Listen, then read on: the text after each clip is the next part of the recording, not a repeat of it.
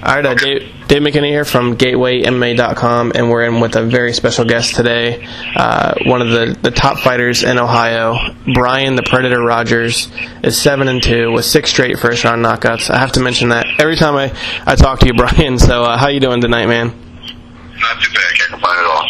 All right, so we know that you're fighting in the first round of the Bellator middleweight tournament coming up this weekend, and you'll be taking on Victor O'Donnell, a guy who I know for a fact your names have been kind of thrown together. I'm not sure if anything's ever been, signed, sealed, and delivered before, but you guys have never fought, but, you're basically the top 2 middleweights in Ohio. So talk a little bit about how this fight came about and signed with Bellator and everything like that.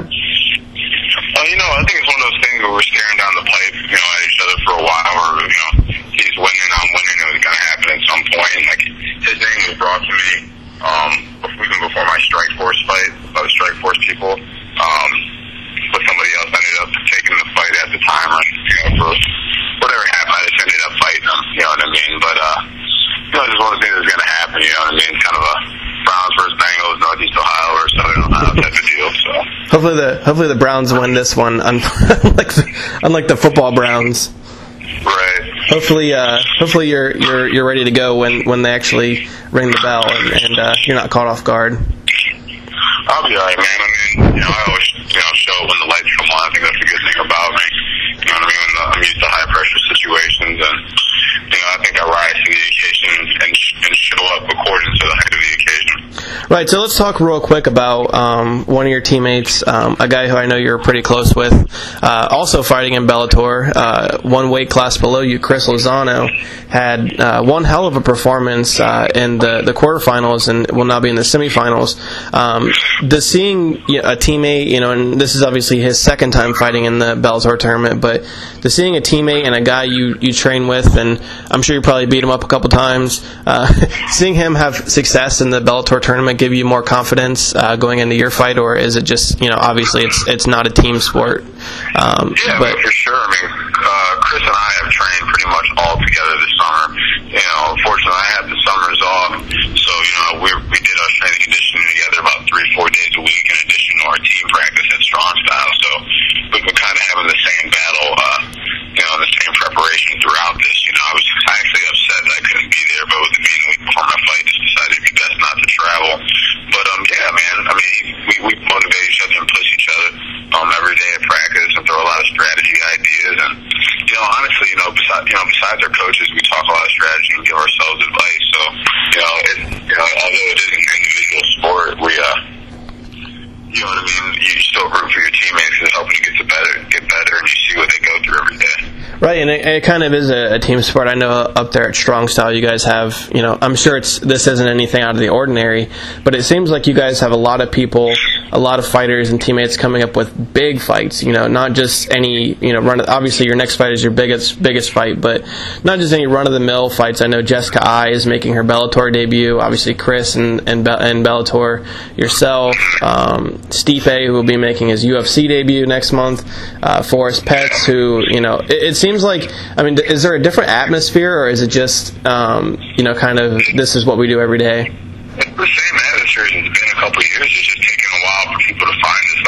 Ohio's probably the best sport for mixed martial arts. I know for a fact in 2010, Ohio put on more MMA events than any other state in the U.S. I mean, we're a legit state for MMA, and I think we're one of the best gyms, not only in Ohio or the Midwest, but in the world. It's just that, the fact that we haven't got as much publicity as, the Jackson camp or the AKAs or, the old school Middletich, but there's not many camps besides ours that have homegrown and raised all their products.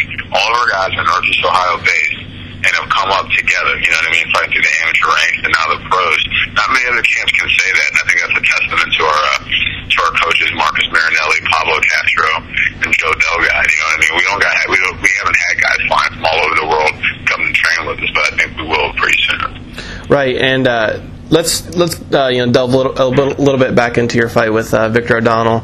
Obviously, it's not a secret. You're more of a striker. He's more of a grappler. If you just look at your records and how your fights have panned out, you can see that. But What would you say is your key to winning this fight going in on Saturday against a guy like Victor O'Donnell? Just being patient. I mean, I'm always looking for the knockout, but I'm always looking to stop a guy with strength. So just being patient and not getting, too much in a hurry where you swing and put yourself in bad position and the guy's able to take you down and hold you. But just being patient and being smart, you know what I mean? The openings will come. You can't force them to kind of just come naturally. So just being patient and doing what I do. Right, and that's one of the things that I've noticed about you, especially in your last fight when you fought in Strikeforce. I know the guy was a late replacement, probably shouldn't have been in there with you, but you landed a shot real early, and a lot of guys would have, sold out for that, after landing that big shot, and he clearly didn't like it, and he didn't want to strike with you anymore. But you stayed patient and waited for the knockout to come. So that seems like that's always, that's your key to winning a lot of the fights, and I'm sure that's going to be, in the game plan against a guy like Victor O'Donnell, because he's probably going to eventually want to try to get the fight to the ground. Yeah, I mean, he likes to stand. He's not like, a traditional jiu-jitsu guy where, his stand-up's really bad or anything. He'll stand and stay in the pocket.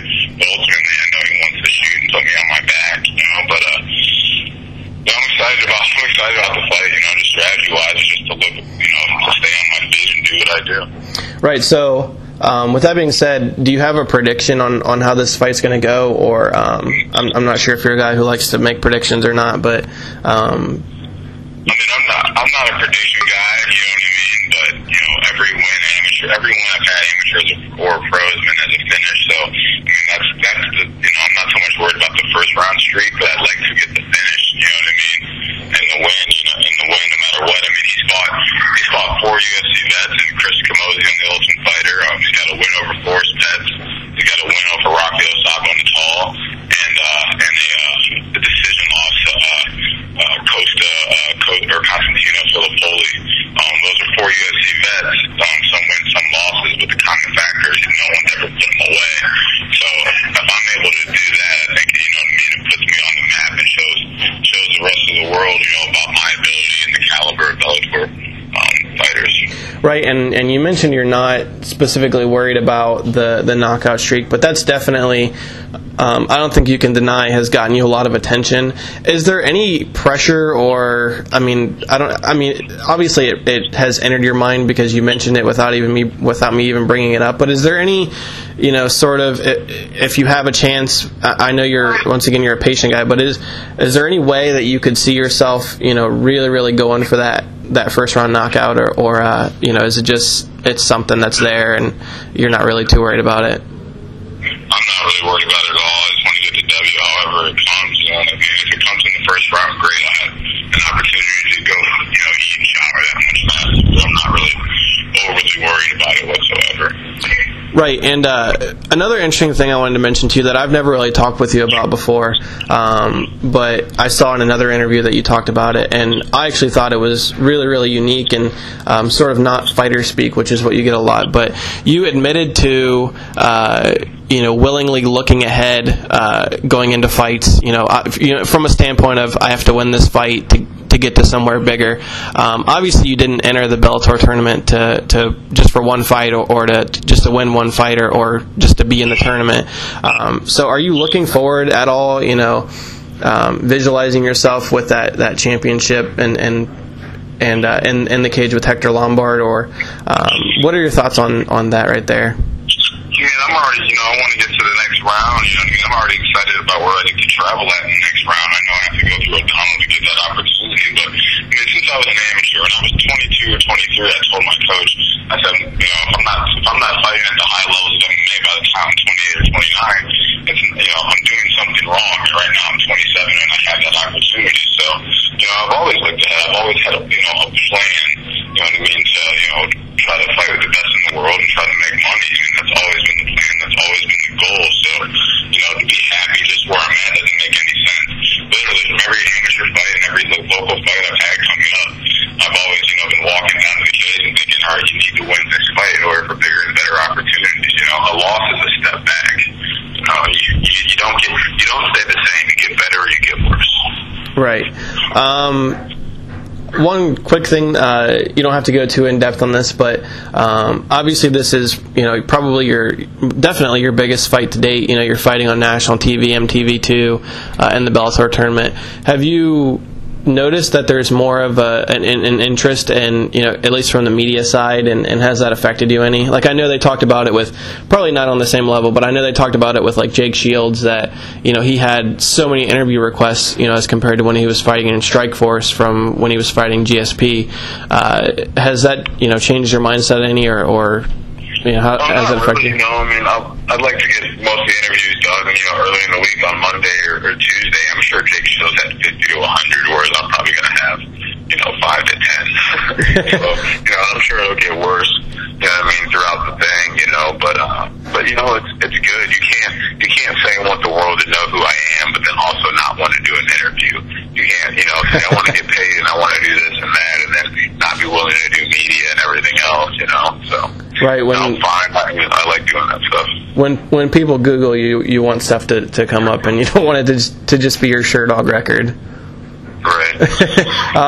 That's all I got for you, man. I know you have a ton of sponsors. I saw your walkout banner is looking great. So I know you have a ton of sponsors you want to thank, and teammates, and anything like that. Yeah, I'm probably gonna forget something. I don't have it in front of me, but I'll start with my home gym, my Strong Style MMA. I'll keep it going with STC CrossFit, who helped Chris Lozano and I get ready with strength and conditioning. I want to thank Intimidation Clothing for providing my shorts. I'd also like to thank Versailles Clothing based out of Seattle for stepping up and sponsoring me as well. Defiance Tattoos and Ken's for got all my work done, and they were nice enough to sponsor me and Chris Lozano. Great tattoo shop. Fast Graphics for doing my shorts and my banner. Trying to remember them as I go through. I can't think of anything else off the top of my head, but Jose's Landing and Crow's Auto Body, two other Northeast Ohio sponsors. But yeah, everybody from Northeast Ohio, and not only Northeast Ohio, but all over Ohio and across the Midwest, and stretching out to the West Coast and everything now. Everybody thanks for the support and the warm reception I've been receiving. I just want to make everybody proud this Saturday. All right, thanks, Chris, and good luck on Saturday.